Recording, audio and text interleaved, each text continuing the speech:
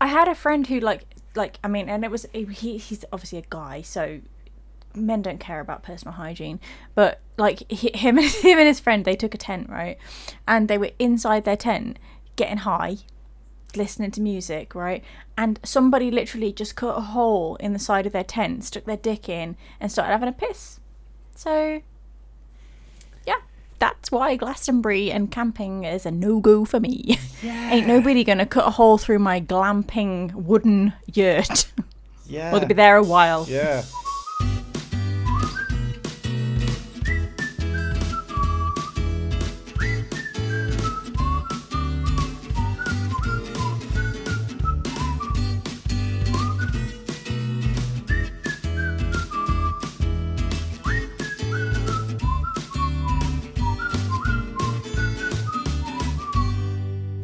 Hello and welcome all into the MO podcast. As always, you're here with me, Consummation.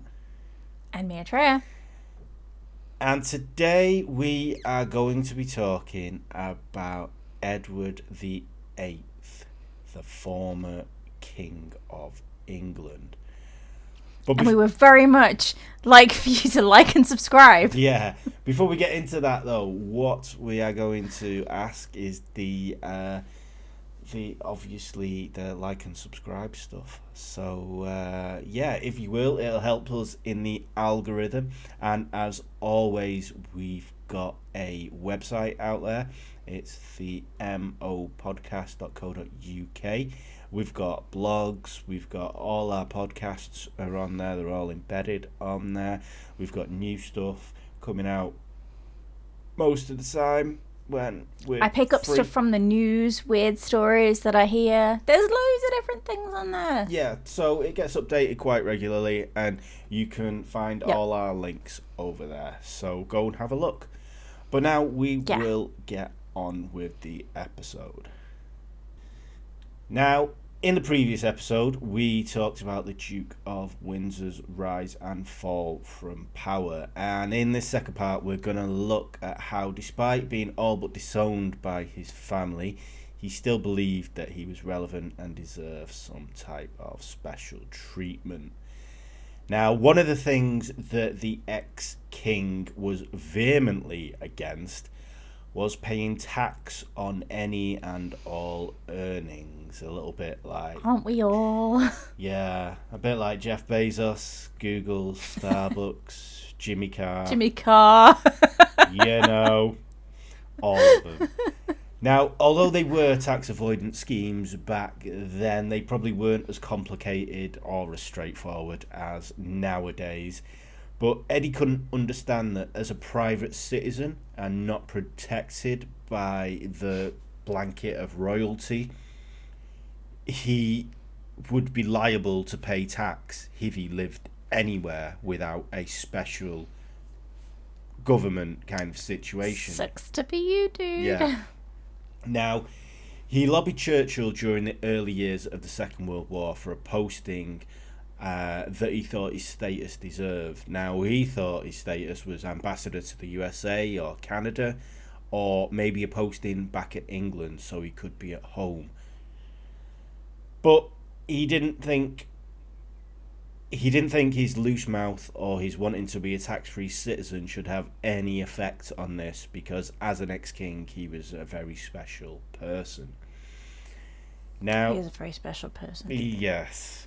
To try and sate the Duke, he got a posting to the Bahamas, which was a tax-free haven, and it was a place that the rich and opulent could wander around without strict government legislation. It was basically drink legit Malibu all day. Yeah. Fresh from the coconuts. Yeah, exactly. Brought up to you by your slaves. Yeah. It was basically maybe not then. Maybe not in the 1930s. Yeah. No. Slavery was abolished. Yes, it had been abolished then. Servants. Yeah. They were servants. They weren't slaves. They were paid, probably pretty poorly. Yeah. So the Bahamas at this point in time, it was basically a fiefdom controlled by a few select people. But it had been that way for years, so why try and change the habit of a lifetime? It sounds a bit like Tortuga, doesn't it?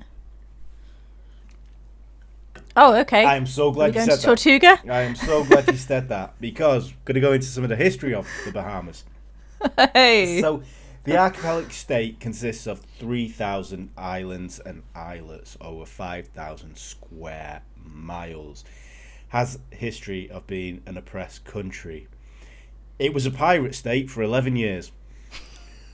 I think it sounds fun when it was a pirate state. Yeah, from 1706 to 1718. This actually was a real life Jack Sparrow Tortuga.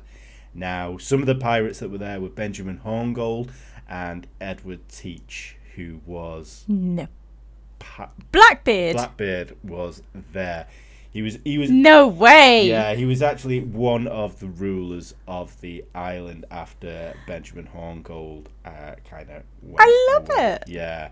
So there were apparently over 1,000 pirates operating on the island, in contrast to the 100 law-abiding citizens that were just there to live and run the bars and try and live not getting shot by a pirate.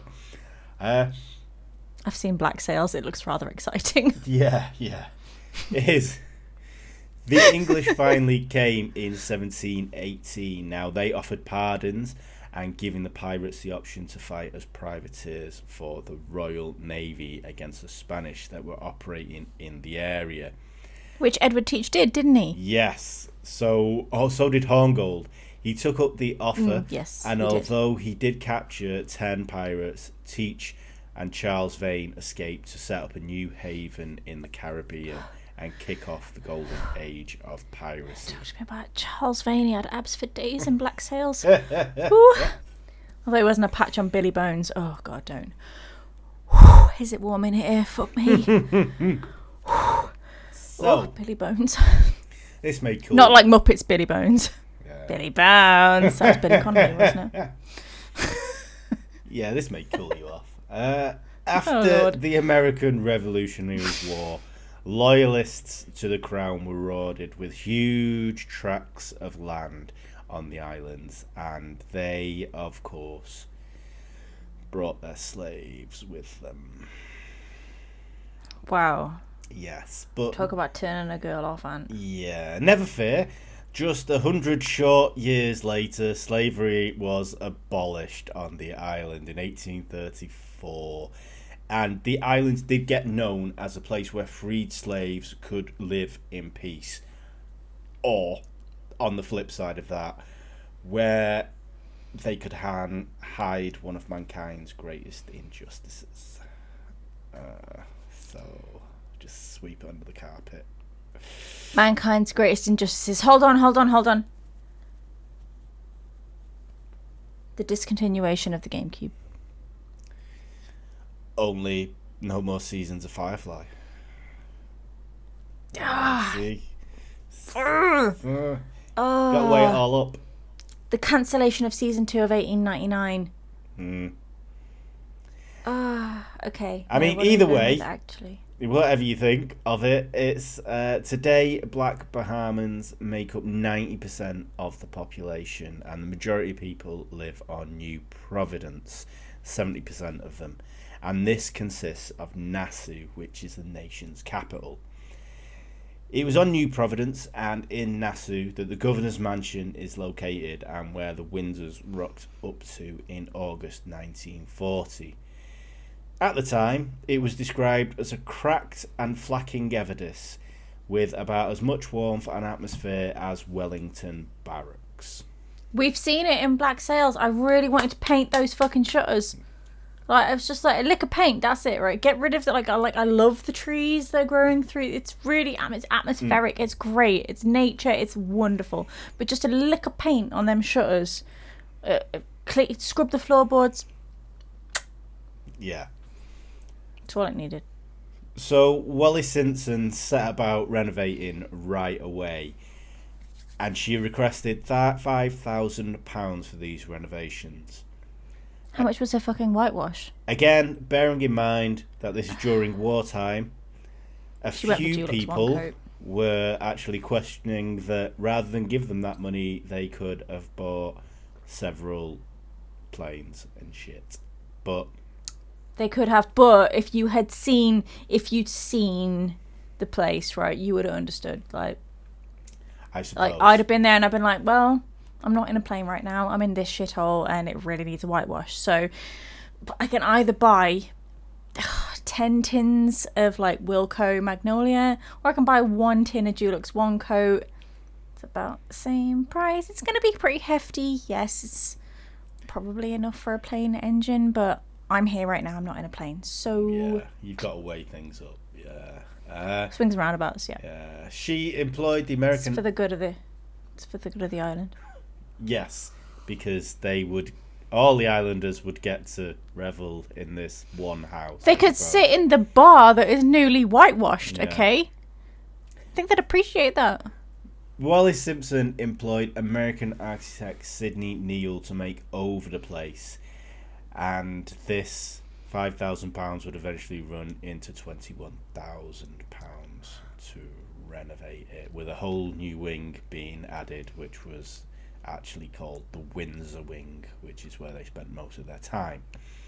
So clearly she didn't do a whole of the lot of upcycling stuff, you know? Like, I feel like I'm watching Black Sails and I'm looking at the tavern in NASA and I'm kind of going, yep, so just a bit of whitewash there. If we put a curtain, like, just, yeah, and we do that there. Yeah. Like, I wouldn't have called Lawrence Llewellyn fucking Bowen in. No, I wouldn't have needed to. Yeah? I wouldn't have needed to. I'd have been like, with what we've got here, lick of paint, we can work with it. We don't need to, like, reinvent the wheel, bro. No, she tried to. She reinvented the wheel, yeah. So, obviously, the place was a building site, and for the first few months, the Windsors stayed at the residence of Sir Frederick Sigrist, who was an aviation magnate, and then they moved on to the mansion of the industrialist Harry Oakes. An aviation magnate? Yes, he came... Could he not go anywhere without planes kind of going... Sticking to him, yeah. Magnate. Oh, right, okay. I just had a vision in my head of this guy being crushed to death by not being able to walk anywhere because he was just... Every plane in the fucking vicinity... Oh, me, Concorde. Yeah. Yeah. So, Sir Harry Oakes would... as he would go on to be known, was born in 1874 in Sangerville in Maine, USA. And he was on track to become a doctor in 1898 before he got the call of the wild and headed up to Alaska to take part in the Klondike Gold Rush. For the next 15 years, he would prospect for gold all around the world until in July 1912, he staked claims on L-2605/6. These provided to be so productive that he was able to sell off dividends into them and then reinvest the money in the surrounding land. And where was that? This was in Alaska. You said he went all around the world. Yes, so he did. I feel like he didn't find gold in Alaska. So he started out in Klondike, the Klondike Gold Rush. This might actually be California. I don't think there's any gold in Alaska, dude. I think it's just ice. No, there is. No, ice and seals. No, there was massive... Very sure it's ice and seals. Klondike Gold Rush. So they had a big one. That's why he got the call. And then he basically bought up all this land in this magical place, which I think is California. Or Alaska. It's one of the two. Why do you always do this? I find it's the simplest of questions that I ask you every fucking week. I'm like, so when did this happen? Or so what is this? And so who is that? And you're like, well, I didn't check source 2, so I'm not overly sure. And you let me down every fucking week. Ontario, so it's in fucking Canada. Canada. Right. Which is not Alaska. No. Bro. There is fuck all in Alaska except for snow, ice, and the Yeti. Right. Fine. Basically, the long and short of it is Lakeshore Mine would go on to be the second largest gold mine in the Americas. And in 1923, Oakes married Eunice Myrtle McIntyre. Now, they'd met on a cruise ship, and not that it's relevant or has anything to do with the story, but he was 48 and she was half his age. Why are you obsessed with this? You are fucking obsessed with this. You know that, right? For the last 3 weeks, every single story you've told me, you were like, not that it's any relevance at all, but, you know, he was 53 and she was 47 or what. Like, dude, it was the olden days. It wasn't a thing, okay? If you said to me, like, this story is from last year, she was 15 and he was 72, I'd be like, unless it's about Hugh Hefner, I have an issue with this story, okay? This story is wrong. But it was the olden days, okay, dude? In the Roman times, girls were getting married at the age of 13 and starting families. Okay, it's the olden days. It just, why are you so hung up on this? I don't understand. I mean, the guy owns the second largest gold mine in the Americas, so I mean... So she probably had a really fucking good life. Yes. She was like, I fancy this Prada handbag. And he was like, how much is it? She was like, $2,000. What did you say? Yeah. $199. Go for it, babe. Yeah. Well, I mean, they would go on to have 5 children, so there was something going on. No, you just, you know, sometimes you have to, like... Lie back and think of England. In her defense, it was like, well, you know, 5 kids for 20 years of amazing handbags, the best fashion. You're like, mate, I'll do it for somebody else hoovering the stairs. Like, so. Fair enough. Just saying. Yeah. It's a really good bartering tool for girls. Yeah. So Oakes was told about the island's favourable tax breaks by Harold Christie, who was a Bahamian politician and estate agent, and he would later go on to be Oakes' business partner and personal and friend. In 1935, Oakes moved to Nassau, and in 1939 he was made a baronet due to all his philanthropic endeavours on the islands, in Britain and in Canada. What is a baronet? Sir. It's basically a sir. A baron. All right, okay. So this is where... So he was born in America, which kind of is issues to be made a sir. But when he got to the Bahamas, he got UK citizenship for living there and for giving all the money to... No, I'm sorry. people. You made that choice.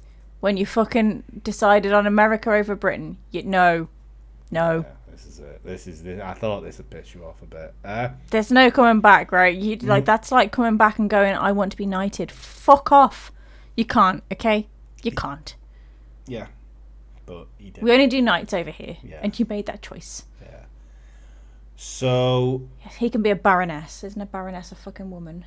No, a baronet. He can be a girl. Baronet.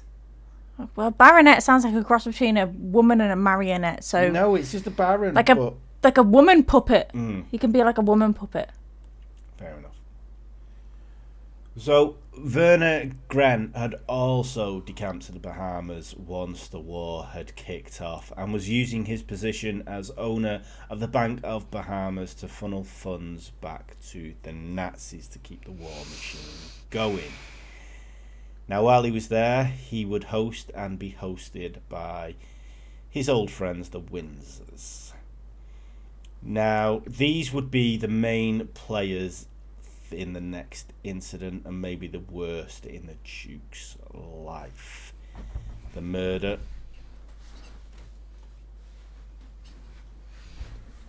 I just have a Windsor who's not okay with this. The murder of Sir Harry Oakes. Right. No! You suck. Now, in fairness, right, we'll go on to talk about how Lizzie was with them. If you're slandering War Lizzie, I'm cancelling you. No. In later life. Now, so we're going to talk about the murder of Sir Harry Oakes. Oakes was found dead on the 8th of July 1943. He'd been struck around the head with a miner's pick. Now, this turned out to try and disguise the fact that he'd been stabbed a few times behind the left ear with something like an ice pick or a sharp knife. Or a miner's pick. Doesn't an ice pick and a minus pick look like they're saying like they just missed the first time and hit him behind the ear and then carried on hitting him in the head? Is it not? No, so he was strategically stabbed behind the ear to kill him, and then he was injured around the head with a pick. So yeah, but you just said it looked like he was stabbed behind the ear with an ice pick. Yeah, but which is very much like a miner's pick. But anyone could they not have just missed? Okay. I'm just being the devil's advocate, okay? I'm just saying, right? You didn't think of it. I miss it. But it's kind of like they're trying to hide the fact how he was killed.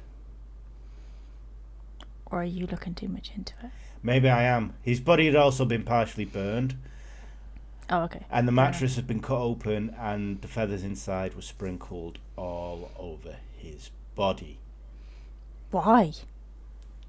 Exactly. Why would you try and hide the fact that he had been... Let's just hide him under a bunch of feathers. ...stabbed behind the ear. Why are you burning him? Why the feathers here? There's all kind of like misdirection in what... Or was it like Home Alone? ...should be. You think Kevin McAllister has fucked this guy up? I mean, he was burned, right? Covered in feathers. You know, I'm just saying. Fuck me. Is this you didn't think about this? Home Alone happened? He was home alone, okay?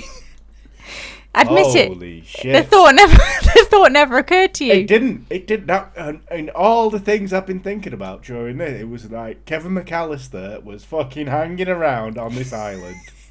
He was burned. He was covered in feathers, okay? He was Kevin McAllister, right? I'm just saying. So Harry Oakes' body was found by his friend and business partner, Christy, who had been staying over after dining with Oakes the night before. A thunderstorm had forced him to take refuge at the mansion because it was too dangerous to drive. And at first, Christy only thought Oakes was in a bad way. He tried to sit him up and give him a drink of water. Bearing in mind, Oakes' genitals had almost been burned off. And when he's only covered in feathers and he's got 3rd-degree burns. Yeah. There's mostly all of him gone. He'll be fine. Have a sip of water, darling. Yeah. When he realised he was dead, because he didn't check the pulse, like, it took him a while. He's not swallowing this. What's wrong with him? Hold this glass. Yeah. He rang the commissioner of the police and the governor. Now, the Duke heard about this after just past 8 a.m. First thing he did was ordered a news blackout, which also forbade telegrams being sent to and from the island about the murder. But unfortunately, he was too late, as the editor of the Nassau Gazette had already found out. Now, that's a bad person to find out, right? Yeah, the editor was supposed to meet him that day, and he had rang the house in the morning to say what time should I come round. Christy had answered the phone. The guy who still thought Oakes was alive had answered the phone, and in his panic had told the editor of the national newspaper about the death of the richest person on the island. So smooth. Yeah. I love it. So the next... Who was that, babe? Telesales. Yeah. Blood everywhere, feathers everywhere, I tell you. Have you had an accident on an island that wasn't your fault? Yeah. Mm-hmm. The next dubious decision that the governor made was at 10:30 a.m. and that was to ring the head of the Miami police, Captain Edward Malcolm, asking for help to tidy things up a bit. Malcolm jumped on a plane. That's so LA Noir. Malcolm jumped on a plane, bringing with him Captain Barker, who was a forensic expert. As much as one can be in 1943, I suppose. Captain Barker? I didn't know that any forensic experts were captains as well. Yeah. Can he be both? Yeah, because he was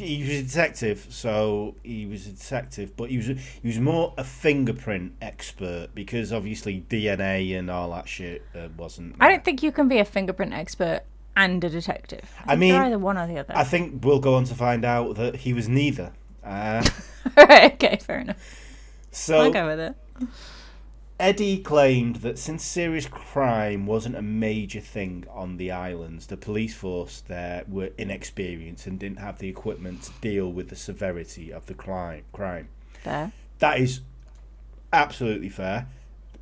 And the police actually didn't close the crime scene. And as soon as word got out, people started coming and going and having a look at this dead body. So, oh wow! So you can understand why he made this decision, but the Duke did have a few other options, like if he thought it was this serious. Now, obviously, this is a British colony, so the first port of call would be Scotland Yard. Obviously, wartime's going on. It would have taken a lot of time for them to get there. But again, I was going to say they're too good. Like, if you did something, you wouldn't want to be going to Scotland Yard because they're too good. But then I remembered that they were involved in Jack the Ripper, so continue. Yeah. Again, he knew people within government circles within the US, so he could have made a few phone calls, got the FBI involved, and they could have been there maybe sooner than these Miami detectives. Or he could have called the RAF base that was located in Nassau at Oaks Field. What are the RAF gonna do, dude? They're not all with the fingerprint detectiveness. They're not the LA Noir, they're the RAF. They fly planes. Yes, but they could have shut off the crime scene. They have military police. I don't know whether the RAF. I wouldn't know. The RAF wouldn't be my first thought. If I committed a crime, well, not if I committed a crime. If I came upon a crime scene, and okay, there was no one nearby, I would never think to call the RAF unless it was on an airbase or at an airport. The RAF would never be my first port of call. Yes, of course they're not going to be your first port of call because you're not governor who has been schooled from day one of having Britain in your veins. When you're put in a British colony, the first thing you do is, when you cannot deal with the situation, is contact a British person that should. This guy went to the Americans. Why? I don't know, because they had the FBI and we have the fucking RAF. He didn't call the FBI. He called 2 detectives personally from Miami police. Hey, you call in your friends, okay?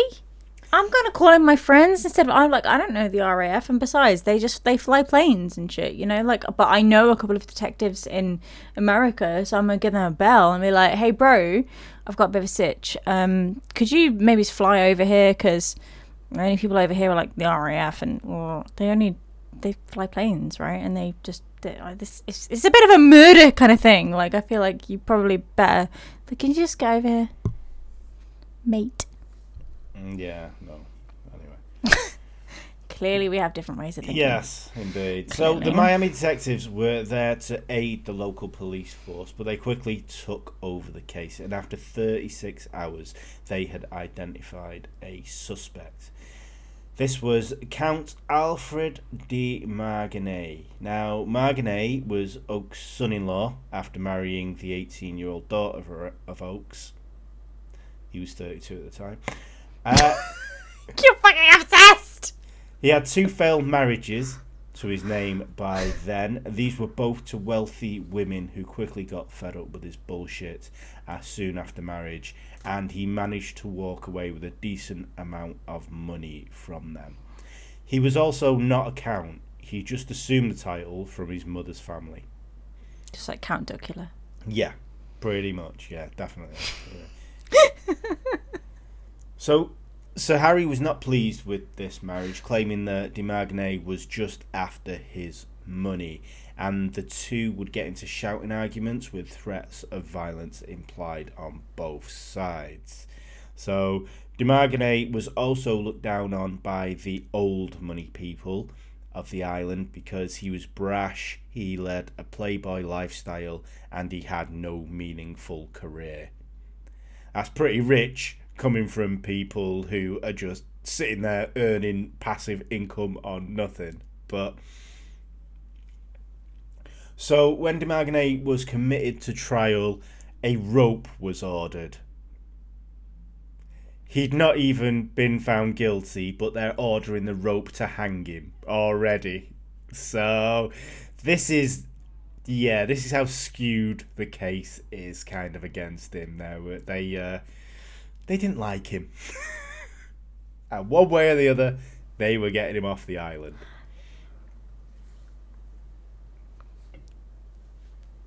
Jesus, like, what is this? To help me practice my gymnastics? Or to...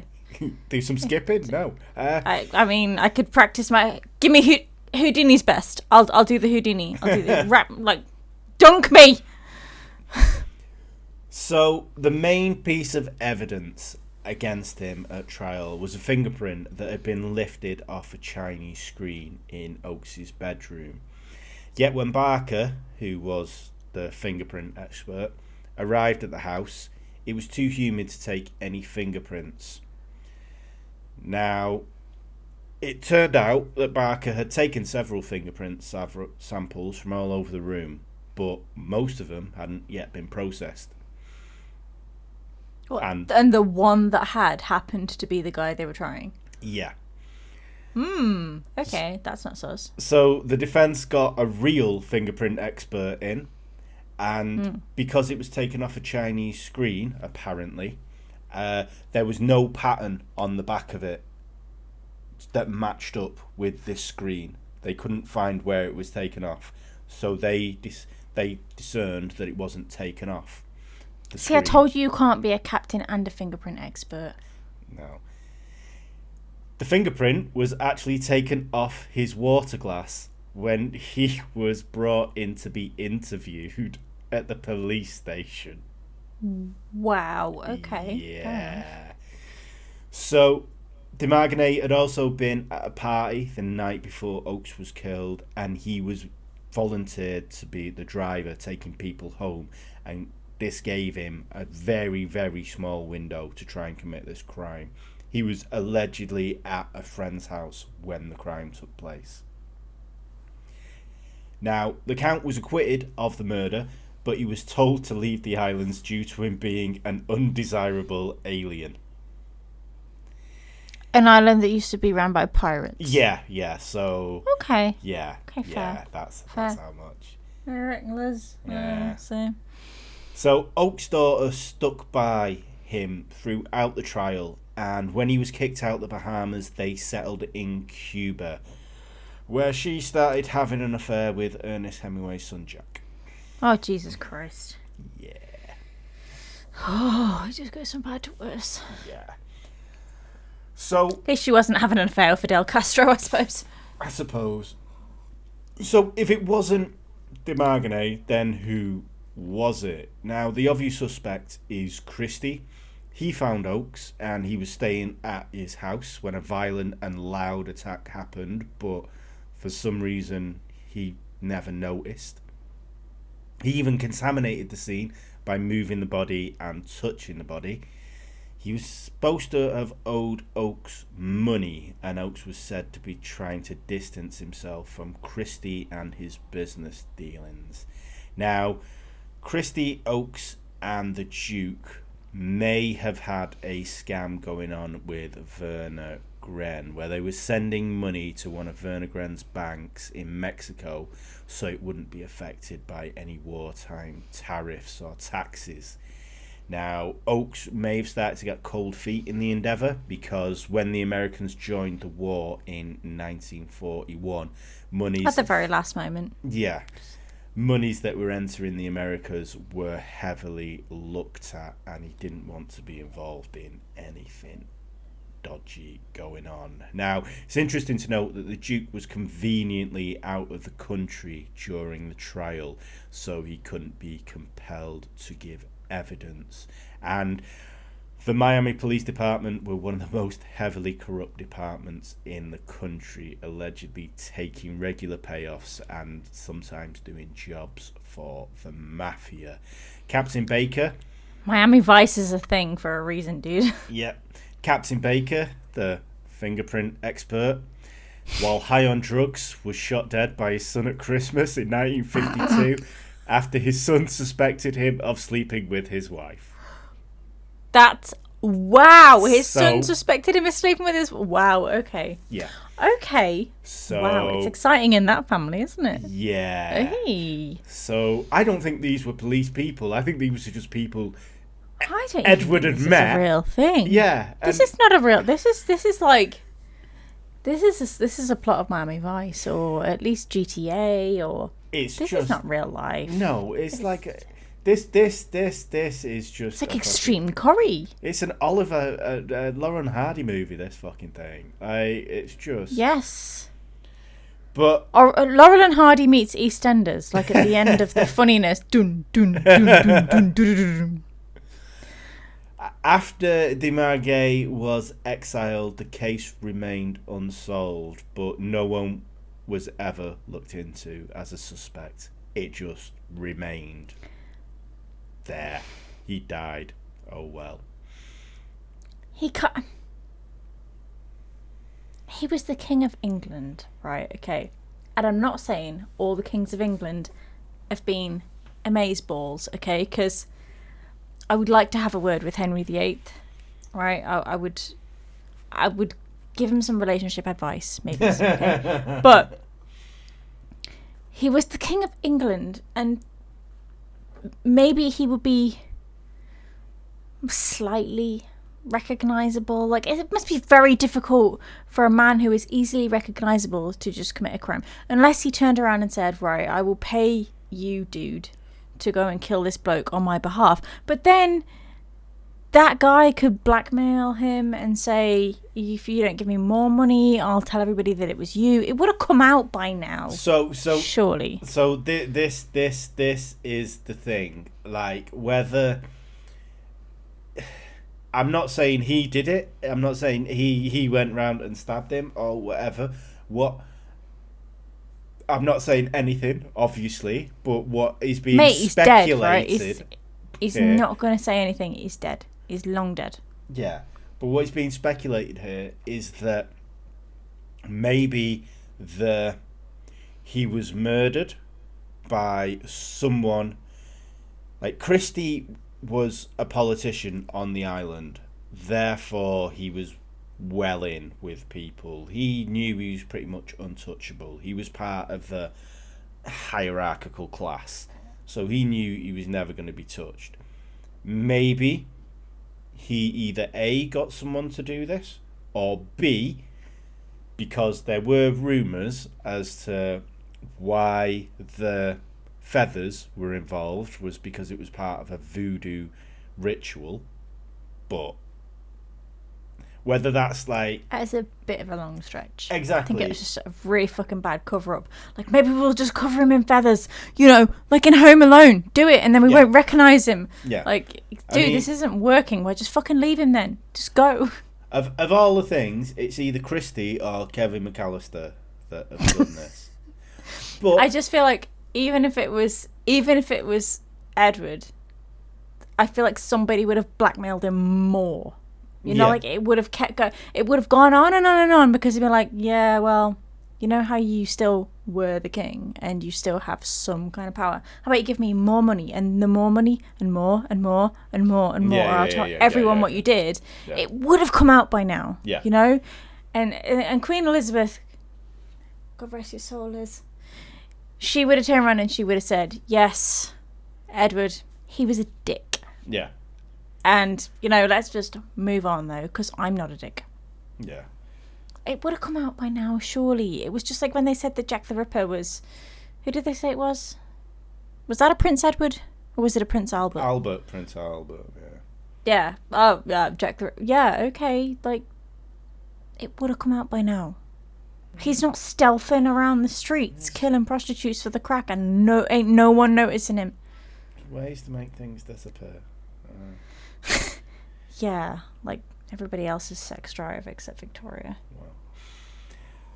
But the Windsors would leave their posting after resigning the commission in 1945, and neither of them would ever have an official job again. They moved back to France and lived out the remainder of their years. Eddie died in 1972 and Wallace in 1986. They were just basically having dinner parties, entertaining celebrities, or and dethroned royals from defunct. So like American socialites. Yeah, pretty much. Like the Italian kings that had not been kings for like years. Paris Hilton's cast-offs. Yeah. Unfortunately, the royal rift was never healed. The Duke only visited the king, which was his brother, and his mother a few more times before he died. And Wallis Simpson was never invited to these meetings. If she wasn't officially banned, she was shadow banned from attending these because they still felt she was responsible for his fall, as it may kind be. of like how people feel about Harry and Meghan now, except we have the social media to prove that Meghan's a bitch. Yeah. Maybe Wallis was a bitch. Maybe she was past days Wallis. But we don't know. We don't have TikTok and Instagram to prove it otherwise, do we? No. I kind of feel like she was just a regular nice girl who fell in love with the wrong person. But now I kind of feel like maybe she was old-fashioned day Meghan.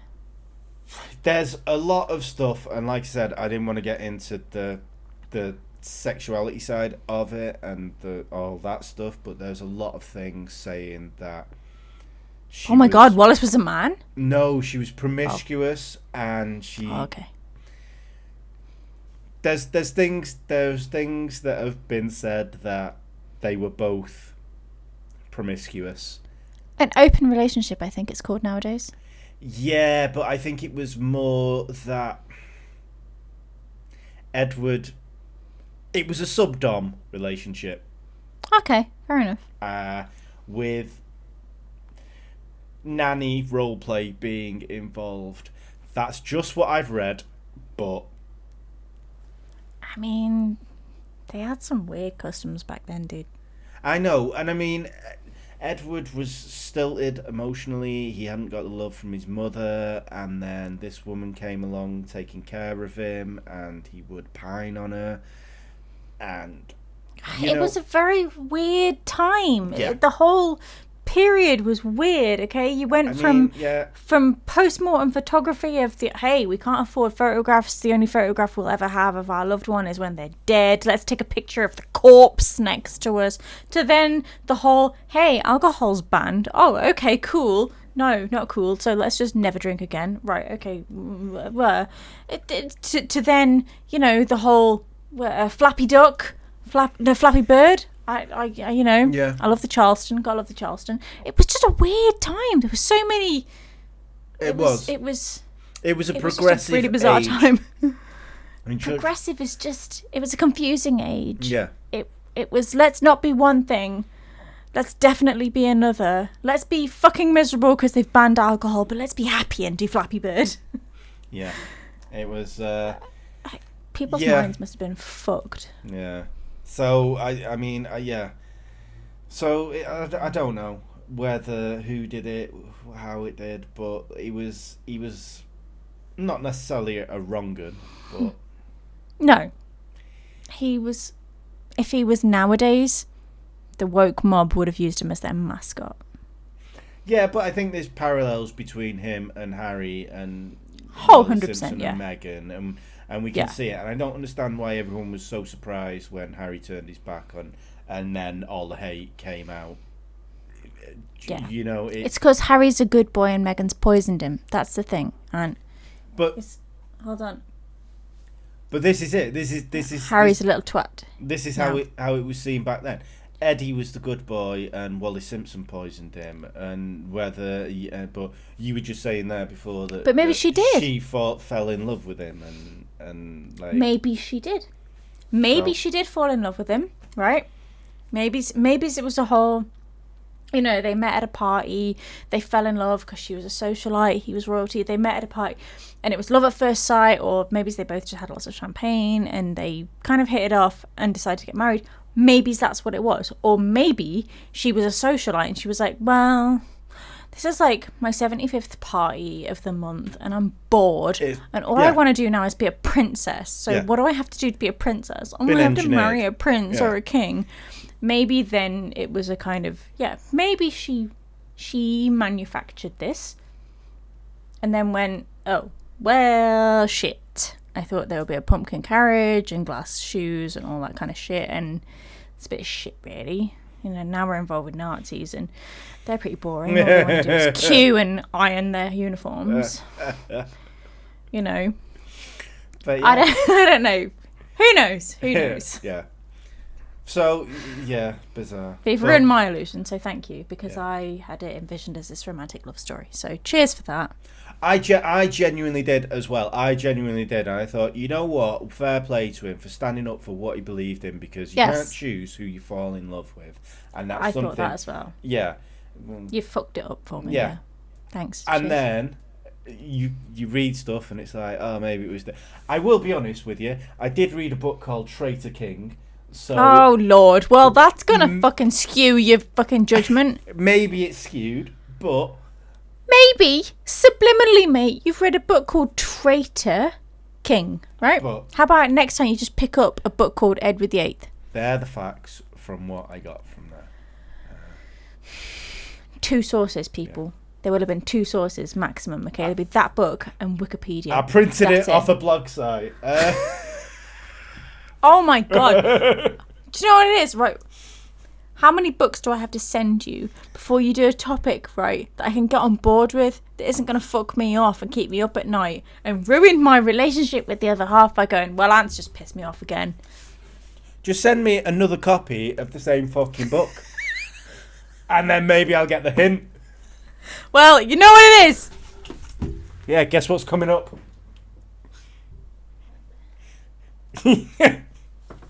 I know what you're going to do.